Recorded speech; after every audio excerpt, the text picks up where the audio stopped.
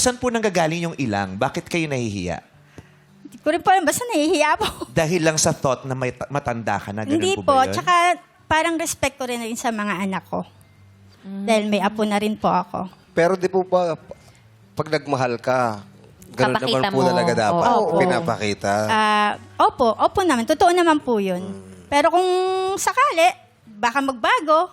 Yeah. Yeah. Pwede naman yun. Kasi may share lang ako. Mayroon ako na-experience na ganyan. Nung Mother's Day nga, kasama kong si Ryan Bang, trinit kami sa isang restaurant. Yung family, mga nanay ko, mga kapatid ko, tapos yung family ng kanyang mapapang asawa. Tapos nasa likod na table na, back-to-back yung table namin ng family ng girlfriend ni Ryan. Tapos nandun ako.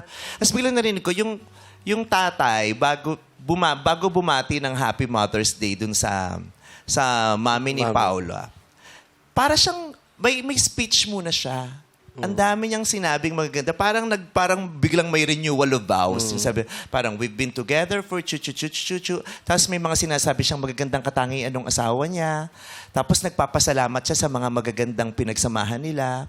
Tapos binigyan niya ng bulaklak yung asawa niya. Tapos nag-kiss sila sa lips. Tapos nagpalakpakan kami. Kahit yung ibang nakakita, parang, parang sabi ko, ang ganda.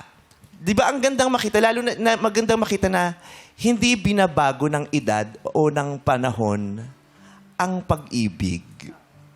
Di ba? O yung gano'n, yung may mga taong they will make sure na kahit tumanda sila, hindi mababago yung pamamaraan nila ng pagpaparamdam ng pag-ibig sa isa't isa. True. Yung gano'n, parang sabi ko nga, ang ganda oh. Tapos tinanong ko, ilang taon na silang mag-asawa? Parang 30 plus years, di ba Ryan? 36 years. 36 years. Tapos ganun daw sila talaga, yung ganun. Kailangan bine-verbalize niya, sinasabi niya yung pagmamahal niya dun sa misis niya. Lagi siyang nagpo-profess ng love. Correct. Siguro- Affirmation Oo. na mahal na At mahal. sa restaurant to hindi Maraming private, tao. public to. Oo. Tapos kiss niya, tapos Yes. nagyakap sila, tapos palakpak.